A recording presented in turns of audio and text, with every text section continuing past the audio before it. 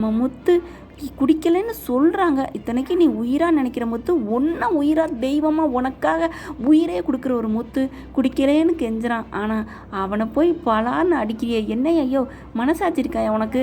Comment பாக்ஸில் சொல்லிடுங்க friends, மனசாட்சி இருக்கா இல்லையா அண்ணாமலைக்குன்னு. உண்மையிலே இந்த சிறகடிக்க ஆசையில் நம்ம ரிவ்யூ சொல்கிறத விட கழுவி கழுவி ஊற்றணும், எனக்கு மனசார திட்டி தீக்கன்னு தாங்க தோணுது. அந்த அளவுக்கு கொடுமை நடந்துகிட்ருக்குன்னு தான் சொல்லணும். அப்படியே பாவம் எவ்வளோ கெஞ்சுறாங்க. ஆளுக்கு நாட்டாமம் பண்ணுதுங்க. எலி என்னமோ யானை படுத்தா எலி ஏறி அம்மனை ஆடுமா ஏறிக்கிட்டு ஆடும் அப்படின்னு சொல்லுவாங்க. அந்த மாதிரி தாங்க நம்ம முத்துவை போட்டு படுத்தி எடுக்கிறாங்க. அதெல்லாத்தையும் விட இந்த கேடுகிட்ட ஃப்ராடு நம்பர் 1 ரோகிணி என்னம்மா ஏளனம் பண்ணி சிரிக்குது. அது மூஞ்சில் அப்படியே கண்ணை வச்சு கண்ணில் 2 கண்ணையும் கூட்டி நோண்டி நோண்டி வெளியில் எடுக்கணும், சாணியை கரைச்சி ஊற்றணும் போல தோணுதுங்க. அந்த அளவுக்கு படு கேவலமாக போயிருக்கு. நாடகம் தான் இருந்தாலும் ஒரு ஒரு வரமுறை இல்லையாங்க. பாவம் இல்லையா முத்து எவ்வளோ கெஞ்சுறாங்க. மீனா என்ன நம்பையும் நம்பாமையும் என் புருஷன் நல்லவர் தான், குடிக்க மாட்டார் அப்படின்னு எவ்வளோ சொல்லி பார்ப்பாங்க தான். ஆனாலும் அப்படியே வீட்டில் எல்லாரும் அவங்க பக்கத்து தானே மெஜாரிட்டியாக இருக்குது.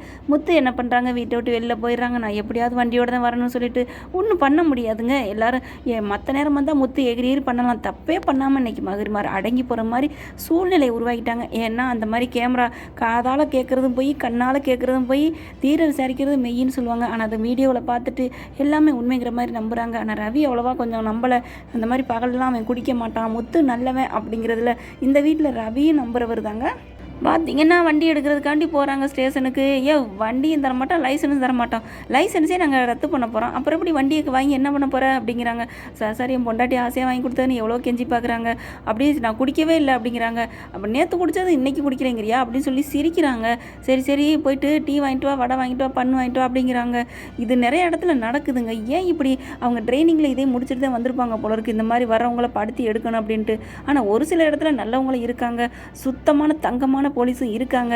ஆனால் இந்த மாதிரி படுத்தி எடுக்கிற போலீஸும் இருக்கிறாங்க போல இருக்குது. பாவம் என்ன பண்ணுறது, போயிட்டு வாங்கிட்டு வந்து கொடுக்குறாங்க. அந்த சீனை பார்க்கையில் கன்றாவியாக கண்ணு கலங்குது நமக்கே. வாங்கி கொடுக்குறாங்க, இருந்தாலும் லோன்னு அலைய விடுறாங்க. லோன்னு இந்த சந்தானம் சொல்லுவார் பாருங்க, நான் லோன் கேட்டுவர்களை லோன் என்று அலைய விடுவேன்னு. அதே மாதிரி தாங்க, ஒரு பொருள் சிக்குச்சுன்னா அப்படி தாங்க லோன்னு அலைய விட்டுருவாங்க. நம்மளும் தப்பு இல்லாமல் நடந்துட்டா பயம் இல்லைன்னு முத்து அன்னைக்கு மீனாட்ட சொன்னாங்க. ஆனால் இவர் தப்பே இல்லாமல் இப்படி நடந்துடுச்சு. இதுக்கு பேர் என்ன? பனைமரத்தடியில் நின்று பாலை குடித்தாலும் கள்ள குடிச்சேன்னு தான் சொல்லுவாங்க. அந்த கதை, அந்த பழமொழி தாங்க இப்போ ஞாபகம் வருது.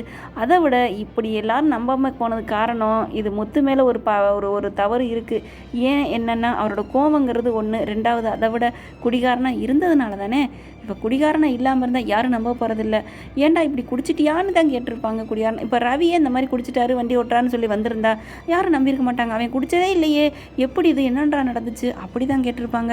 ஆனாலும் பாவம் இந்த மாதிரி முத்து குடியால் ஆரம்பத்தில் செஞ்ச தப்பால் இன்றைக்கி அவதிப்பட்டுக்கிட்டு தான் இருக்காருன்னு தோணுது என்னை பொறுத்த வரைக்கும். பார்க்கலாம் ஃப்ரெண்ட்ஸ் எப்படி இதுலேருந்து மீள போகிறாருங்கிறத. இதுக்கு நடுவில் பார்த்தீங்கன்னா ஸ்ருதி என்ன பண்ணுறாங்க, தனக்கு குழந்தை உடனே வேணும் அப்படின்னு சொல்லிட்டு ரவியை போய் வேலை பார்க்குற இடத்துல கூட்டிகிட்டு வர்றாங்க. அதுக்கான ப்ராசஸை உடனே ஸ்டார்ட் பண்ணணும் அப்படின்னு சொல்லிட்டு இங்கே வீட்டில் நடக்கிற கலைபுரத்தில் நம்ம ஆசை என்ன ஆக போகுது அப்படிங்கிற மாதிரி கலங்கி பார்க்குற மாதிரி தான் தோணுது. பாவம் அவங்க ஆசை என்ன நிராசையாக போகுது என்னன்னு தெரியல. பார்க்கலாம் ஃப்ரெண்ட்ஸ் எல்லாத்துக்கும் என்னென்ன நடக்க போகுதுன்னு. உங்கள் பொண்ணான கையால் ஒரு லைக்கை போட்டு சப்ஸ்கிரைப் பண்ணிடுங்க. கமெண்ட் பாக்ஸில் உங்கள் கருத்துக்களை தெரிவிச்சிருங்க ஃப்ரெண்ட்ஸ். Thank you friends.